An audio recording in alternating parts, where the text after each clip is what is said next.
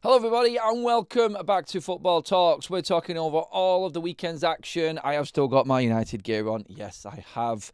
I am going to milk that one out a little bit. It was a massive day for Manchester United yesterday. But we are going to be talking about the Liverpool side of things. We're going to be talking about all of the other results that went through and how important they were for certain managers. Obviously, we've had another sacking as well over the weekend. But who is under pressure, who is not, who was the hits, who was the misses. And yeah, it was a huge weekend. After the international break, how were teams going to come back? Who was going to be firing? Who wasn't? I think the table is telling a lot at the moment, and there were some absolute doozies. I'm going to go through my predictions also, which I gave before this weekend's fixtures. Obviously, there's still one more game to go yet, as we know. But I'm going to go through all of them results and see how close I was as well at the end of the show. But I want to start by talking about the actual crisis, because it is now a crisis at Liverpool. I've listened to all Liverpool fans. I've listened to other Liverpool influencers and people online, and the Liverpool fan base is in a little bit of a 2-8 at the moment with what is going on, and it's not looking good for Arne Slot at the moment. And the criticism coming his way, I think, is definitely just. I will say that 100%, because they are not playing. They're not playing as a team. Look, I've dissected Man United's performance and how that game went down yesterday at Anfield from United's point of view. But from Liverpool's, I said it, from the moment that game kicked off, 60 seconds in, a rash challenge from Van Dijk, taking out his own man. And I don't care what anybody says. There is no way that play is being stopped there, because I think the timing was put on it. From the moments that McAllister hit the deck and put his hand on his head, 9 seconds later, the ball was already in the back of the net and then Bumo was running away. So, yeah, I think it was the right call there, because so many times we've had players rolling around on the floor, faking injuries because they've not even got a head injury. They're holding on to something else. And I think referees have been conned a lot of the time. So I think it was the right call. It was the right call. And it was a good point was made on Match of the Day later on as well, when Shea Givens said that there was another moment where Harry Maguire went down with holding his head as well, and it didn't get brought back. So Oliver did it for both sides yesterday, and he made the same call on both. He played on. He made sure that it wasn't a really bad injury, and they moved on from there. So from that moment, just on the Liverpool side again, Van Dijk, what? Honestly, brilliant defender. Great, that robust, brilliant in the air, and a dominant centre-back. He just went in, overzealous. Then the ball breaks. The reaction from Mbumo lay on the floor to get up and want to be in that box. Bruno pings it out to Ahmad. Van Dijk, he just allows Mbumo to run past him. Bang, 1-0, pressure's on. Liverpool all over the place. Honestly, watching it, I was like, and my head was, I was thinking, what is Van Dijk doing there? Where is he?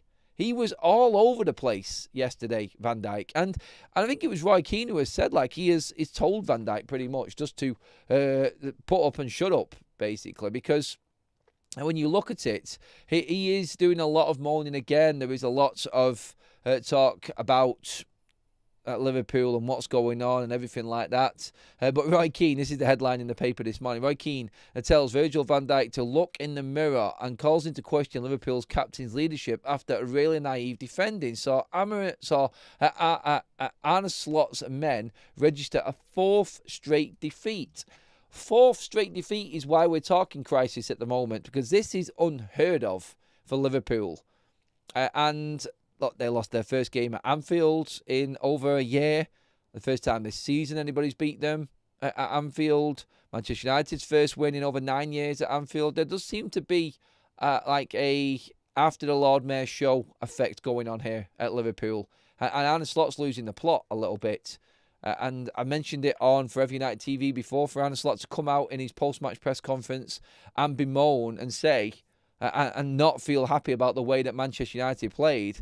And I brought up a tweet that someone had put out for a Manchester United fan. It's funny how Arne Slot is moaning about Manchester United not playing the way that he wanted them to play to suit Liverpool, the way that he wanted Manchester United to set up so it was easier for him to play his game. You're in the Premier League, mate.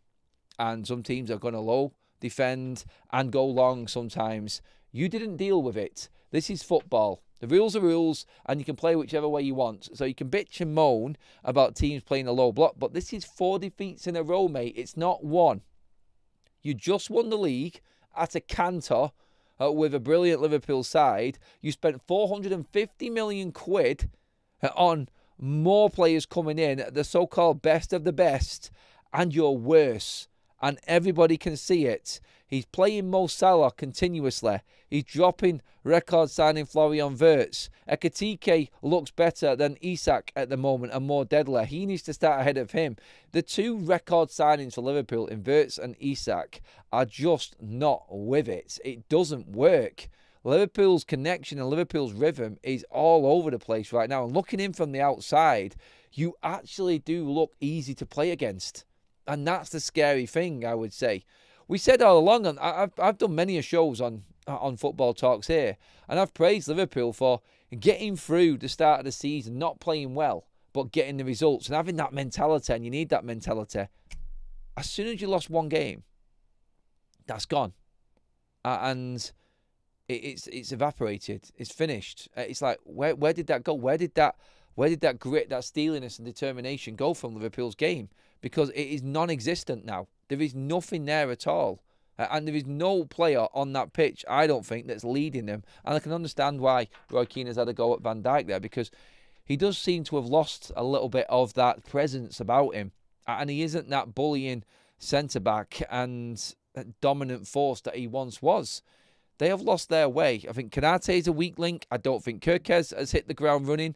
Frimpong not playing and Bradley being in kind of tells you that Arne Slot isn't happy with his team. The fact that Florian Wirtz cannot get in the team now on a regular basis tells you that he's worried, and that wasn't a good signing as well. Were they Arne Slot signings? Was it the hierarchy that brought them in and that so-called brilliantly run the director of football and football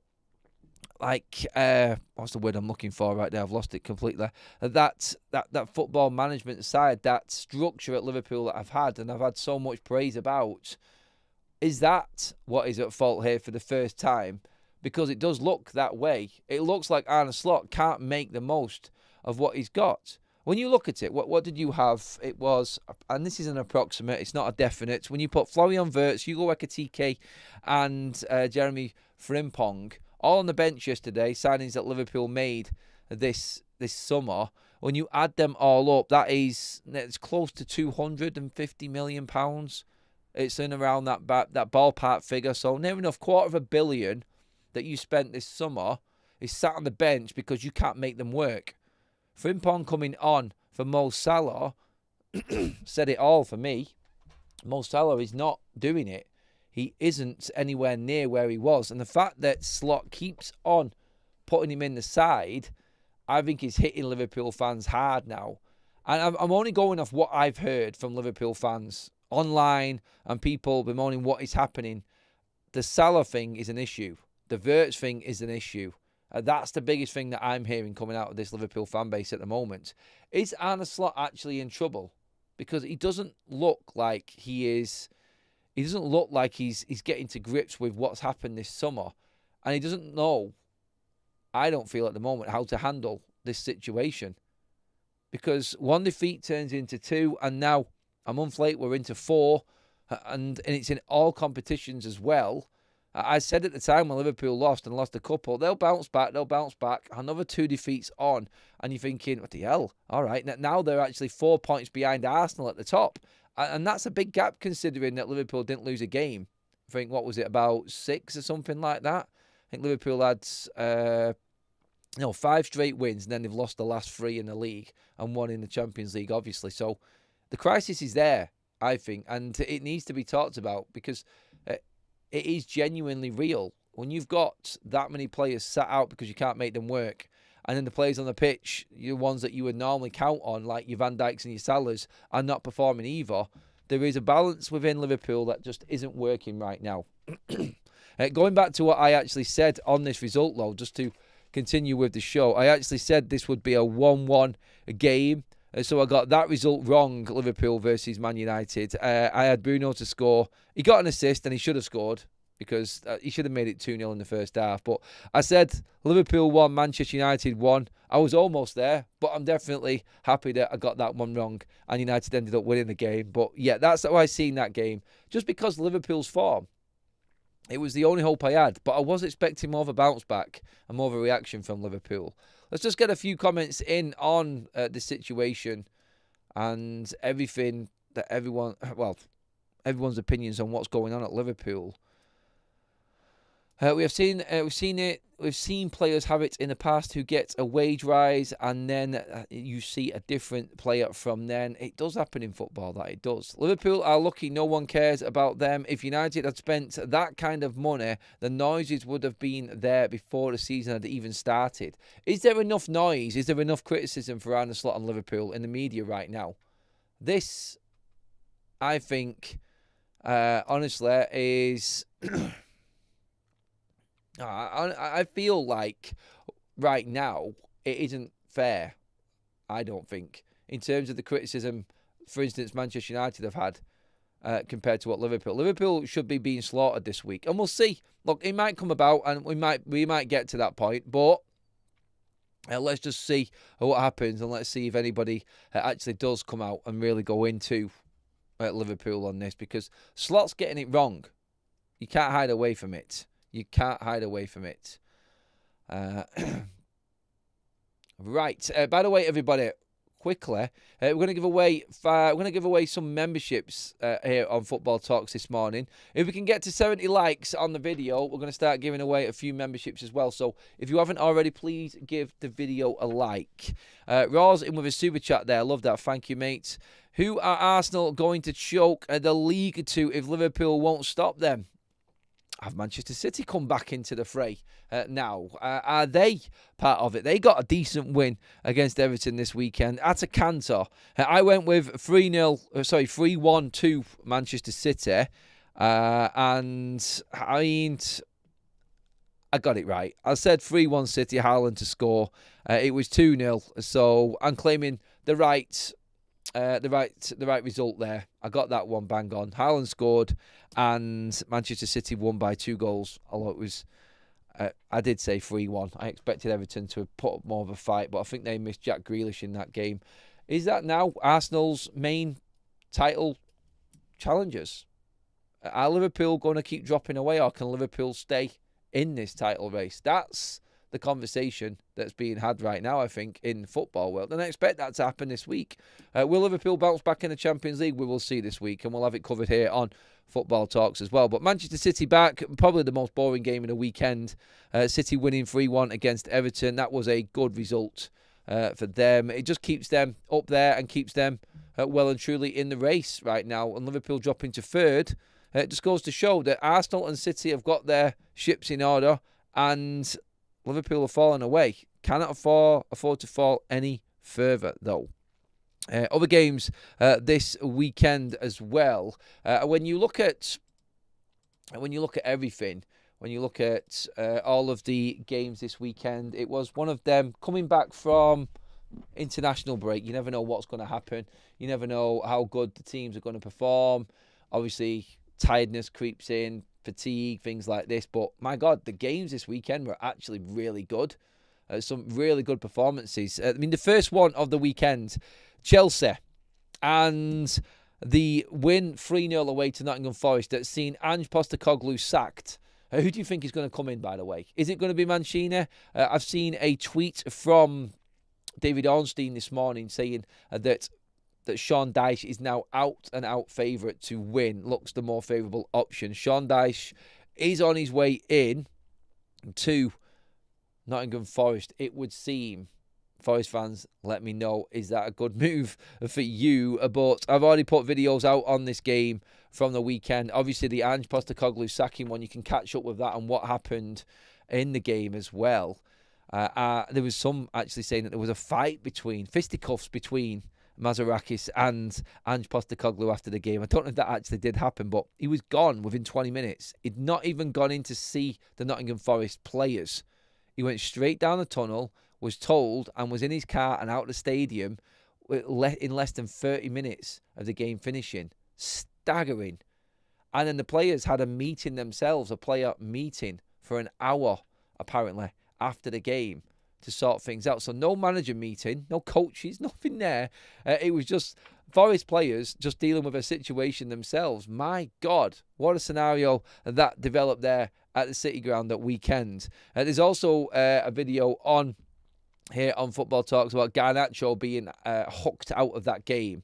Sometimes karma is great in football, and I feel like the Garnacho being hooked off and Chelsea doing better because of it, it was brilliant.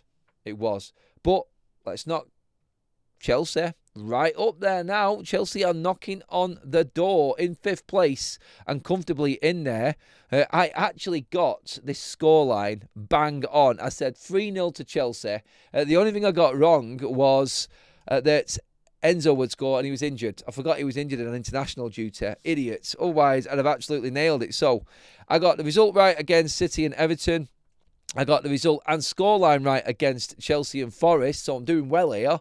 And I got the Liverpool United one wrong, but I did say 1-1 and was very close to getting it right. So far, I'm doing pretty damn good. I am. Another big game this weekend was obviously at the bottom. And Burnley getting their win against Leeds. That was huge. 2-0 to Burnley. What a result that was. Again, I got the result right. I had a Burnley win, but I had 1-0 Burnley and an own goal. But, man, did you see the goal? Did you see the actual finish? Now, I struggle to say the names of these two players, and I've got to learn up, and I'm going to have to do a little bit of swatting up on some of these names. But, Tucha his goal for I think it was his goal that was the absolute pelter. I'm trying to remember which one it was now, actually. But the second goal, I think it was for Burnley, by the way. Ouch. What a finish. If you haven't seen it yet, go and watch it back. It was a fantastic finish. I haven't had a chance to watch the full game back. I've just seen the odd highlights. So apologies if I've got the scorers wrong there, pronounced it wrong, or I've got them mixed up in between. By the way, only 3 likes away from memberships being gifted out, everybody. Make sure you check it out. I've put the Garnacho video up there in the chat as well if you want to watch that back later on. Go and have a little look at it. Another poll we've just put up as well. Will Liverpool win the league? 87% of you right now in the poll are saying no, Liverpool will not win the league. Andrew Shaw has just gifted a membership as well. Love that. Thank you very much. And that's gone to Madhouse as well. Glock says, yes, we are the only title challengers. City and Chelsea still look dead. I don't, mate, to be honest, Arsenal were crap at weekends. They just ground out another result. You're only doing exactly the same as Man City at the moment, Arsenal. And again, that I'm not saying that that's a bad thing. I'm just saying that we are now seeing teams just grind out results. Like City are doing it, Arsenal are doing it. They're just staying up there at the moment. Points are everything. And everyone who is falling away is because they are losing everything that, well, when you look at it, they are losing everything because there is too much disruption within their teams. And Liverpool are a prime example of that. In the amount of players brought in to disrupt what was a free-flowing, in cruise control side at Liverpool to where they are now. That's it. And we made it to the 70 like mark, everybody. And there you go, 5 more gifted memberships in the bag there. Thank you, everyone, for liking the video. Please keep them likes coming. Let's see if we can get up to 100 in the show, everyone. And we may do more giveaways on that. But welcome to the members club there. All the people that have just been gifted. That's 6 new members on the show today, everyone. Thank you for all of your support again on the channel. But let's get back into all of the results. So we've covered Forest and Chelsea, Burnley against Leeds, City, Everton, and Liverpool versus Manchester United. The result, again, I got the result right in that Arsenal-Fulham game. So at the top of the table, Arsenal and Manchester City taking full advantage of Liverpool's demise right now. And it must be painful for Liverpool fans to see that everyone else around them is grinding these results out, but they're struggling. But again, like, credit to Arsenal, credit to City, just getting wins on the board. That's what counts. Clean sheets are massive right now, and City and Arsenal are really doubling down on just keeping the ball out the back of the net, and it's getting them. It's clearing them away. Like, for Arsenal to be 4 points clear of Liverpool now after Liverpool's start, this shows you, doesn't it, how they've turned it around. Liverpool beating Arsenal at Anfield that day with that Szoboszlai free kick. You never would have thought would be in this situation right now where they're so far ahead of them. But look, Trossard again, unsung hero for Arsenal this weekend. I did go with a 2-1 win for Arsenal, so I got the result right again. I didn't get the scoreline right, but a 1-goal deficit, so you got to give me credit for that one. I did get that right. I had Saka to score for Arsenal, so I was almost there. But so far, I've got 4 results right out of 5. I'm doing good here.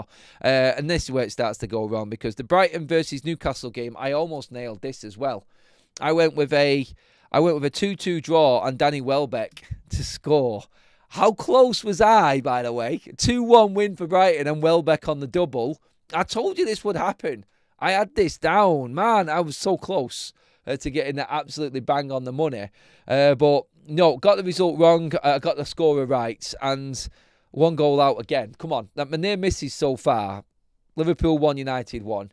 I had that down. I had Brighton 2, Newcastle 2. There was 1 goal difference in them games.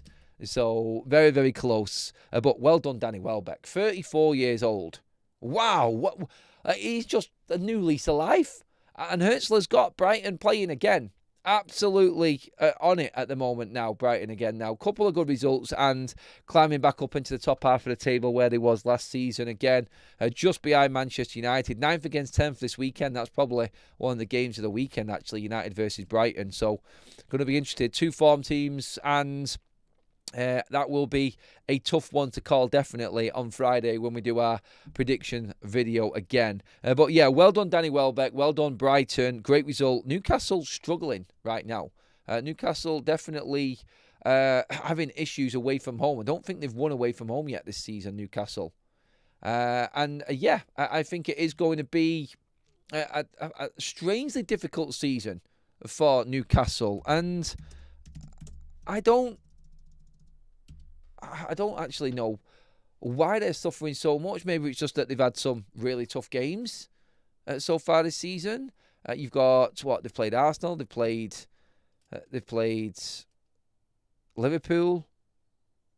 I think they've had Chelsea as well. Have they had Chelsea? I'm trying to think of Newcastle's actual games this season so far, but you can't be happy with where they're actually at the moment. Newcastle languishing down there in 13th. 2 wins in 8 for Eddie Howe's men.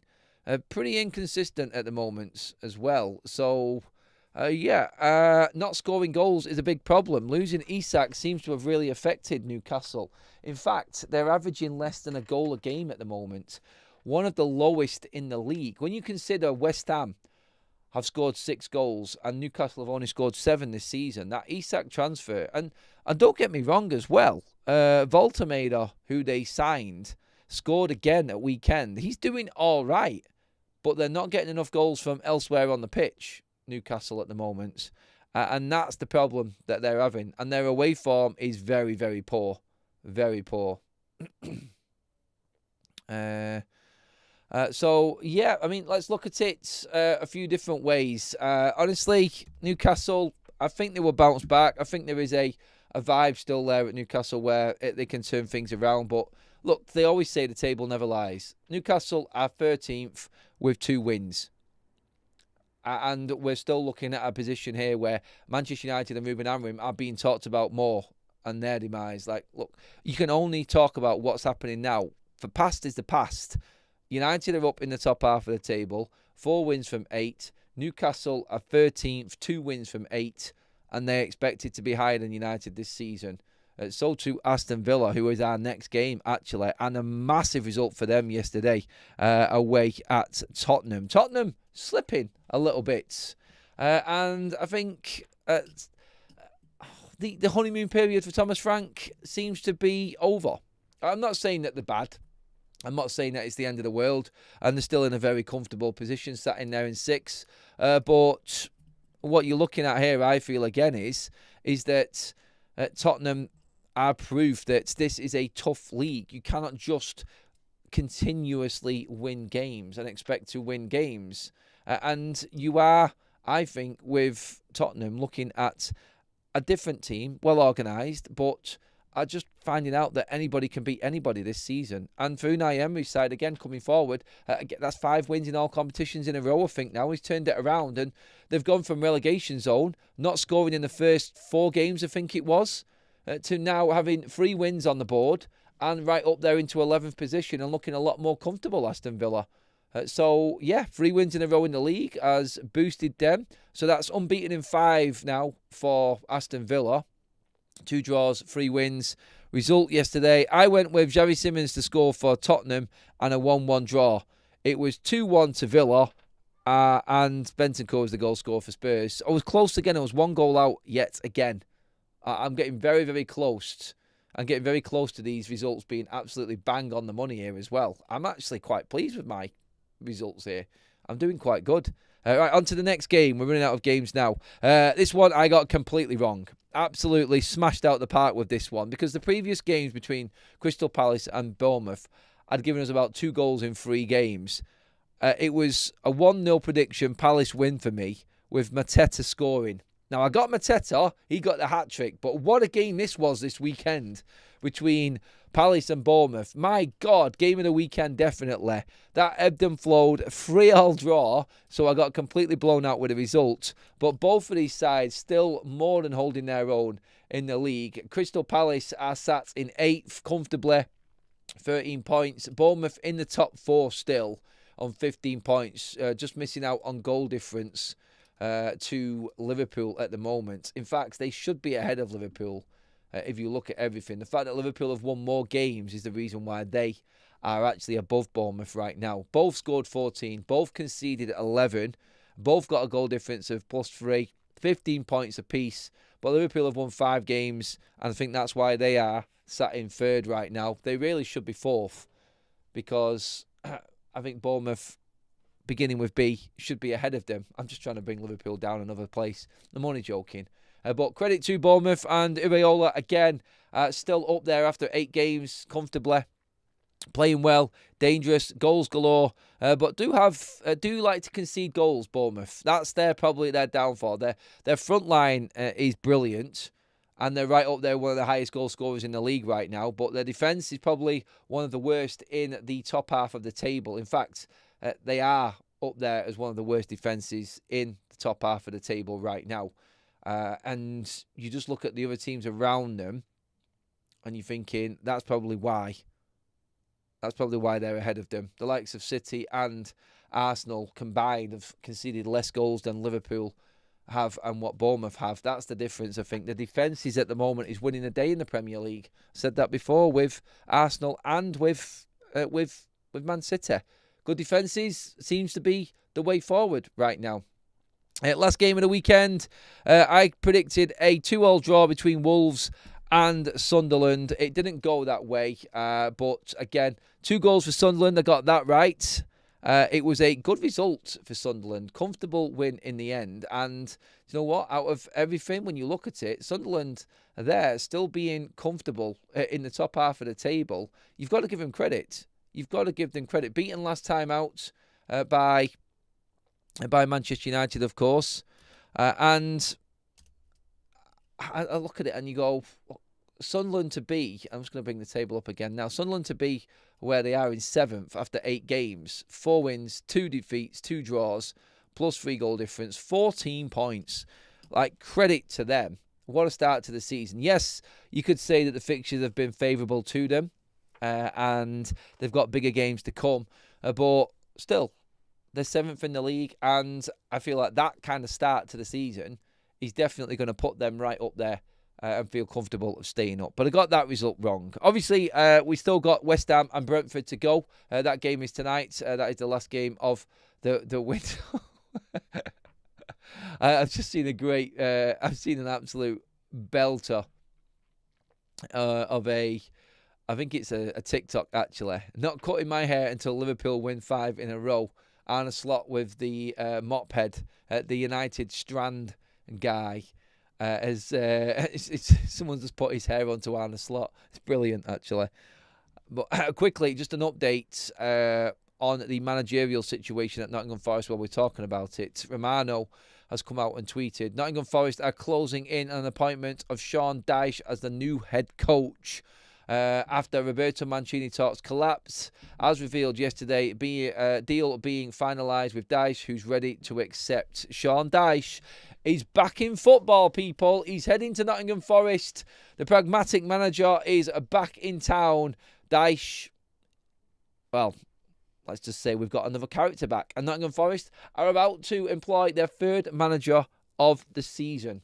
Absolutely brilliant. So we're going to wrap things up there on the show, everybody. That is your roundup of the games. Please get into the comments section like you have been doing in the live chat. Fantastic live chats going on in there. Quite a lot of banter in there as well, which is good to see. Friendly banter as always.